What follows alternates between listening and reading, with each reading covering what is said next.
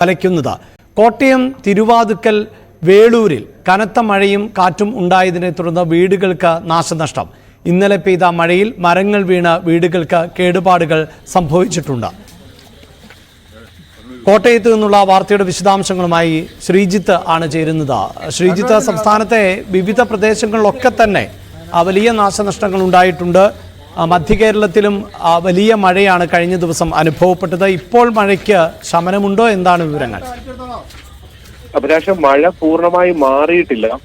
മഴ ഇപ്പോഴും നിലനിൽക്കുകയാണ്. പലയിടത്തും ശക്തി കുറഞ്ഞിട്ടുണ്ട് എന്നുള്ളത് സത്യം തന്നെയാണ്. പക്ഷെ കഴിഞ്ഞ 3 ദിവസമായി ഇതേ നില തന്നെയാണുള്ളത്. ഇടയ്ക്ക് മഴ ശക്തിപ്പെടുന്നു, ഇടയ്ക്ക് ഒന്ന് ശമിക്കുന്നു, വീണ്ടും പെയ്യുന്നു. അതൊക്കെയാണ് സാഹചര്യം. എന്തായാലും മഴയ്ക്കപ്പുറത്തേക്ക് അതിശക്തമായ കാറ്റ് കോട്ടയത്ത് വലിയ ദുരിതമായി മാറിയിട്ടുണ്ട് എന്ന കാര്യത്തിൽ യാതൊരു സംശയവുമില്ല. ഇന്നലെ തിരുവാതുക്കൽ വേളൂരിൽ പല വീടുകൾക്കും നാശനഷ്ടമുണ്ടായി. കല്ലുപുരയ്ക്കൽ ഭഗവതി പറമ്പിൽ അരുണിന്റെ വീട്, ഒപ്പം തന്നെ സുജാതയുടെ വീട്, അങ്ങനെ പലരുടെയും വീടുകൾക്ക് നാശനഷ്ടം സംഭവിച്ചിട്ടുണ്ട് എന്നുള്ളതാണ് നമുക്ക് ലഭ്യമാകുന്ന വിവരം.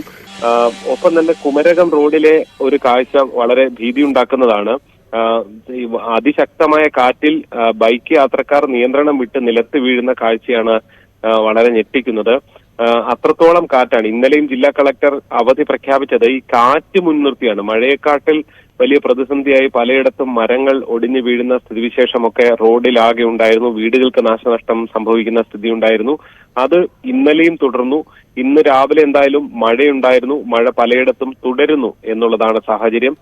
ഈ കാറ്റാണ് വലിയ ബുദ്ധിമുട്ടായി നിൽക്കുന്നത്. താഴ്ന്ന പ്രദേശങ്ങളിൽ പലയിടത്തും വെള്ളം കയറിയിട്ടുണ്ട്. അത് ഈ കോട്ടയത്തിന്റെ പടിഞ്ഞാറൻ മേഖല, തിരുവാതുക്കൽ അടക്കമുള്ള പല മേഖലകളിലും വെള്ളം കയറുന്ന ഒരു സ്ഥിതിവിശേഷമുണ്ട്. അവിടെ ആദ്യം തന്നെ വെള്ളം കയറുന്നതാണ്.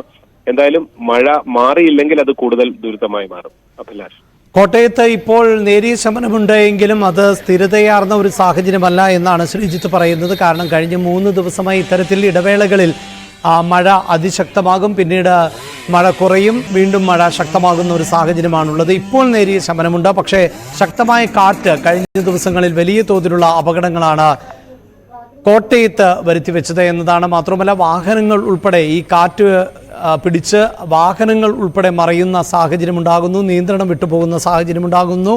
അപ്പോൾ അത്രയും വലിയ കാറ്റ് തന്നെയാണ് കോട്ടയം ജില്ലയുടെ വിവിധ മേഖലകളിൽ ഉണ്ടായിട്ടുള്ളത്. വ്യാപകമായ കൃഷിനാശങ്ങൾ ഉൾപ്പെടെ റിപ്പോർട്ട് ചെയ്യപ്പെടുന്നുണ്ട്. കോട്ടയം ജില്ലയിൽ ഇന്ന് വിദ്യാഭ്യാസ സ്ഥാപനങ്ങൾക്കടക്കം അവധി നൽകിയത് ഈ മഴയേക്കാൾ ഉപരിയായി കാറ്റ് കൂടുതൽ അപകടമുണ്ടാക്കുവാനുള്ള സാധ്യത കൂടി മുന്നിൽ കണ്ടുകൊണ്ടാണ് എന്നാണ് ശ്രീജിത്ത് അവിടെ നിന്ന് റിപ്പോർട്ട് ചെയ്യുന്നത്. ഇടുക്കിയിലും